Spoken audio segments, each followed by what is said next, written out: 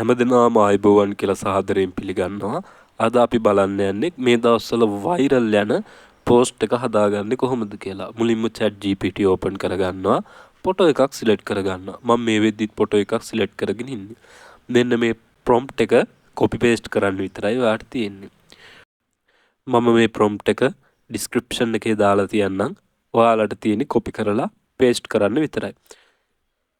මේ විදිහට copy paste කරාන් පස්සේ මෙයා ඉමේජ් එක අපිට හරියට ජෙනරේට් කරලා දෙනවා. අපි බලමු ටික වෙලාවකින් මොන වගේ ඉමේජ් එකක්ද මගේ ඩීටේල්ස් අනුව ක්‍රියේට් කරලා දෙන ඉමේජ් එක.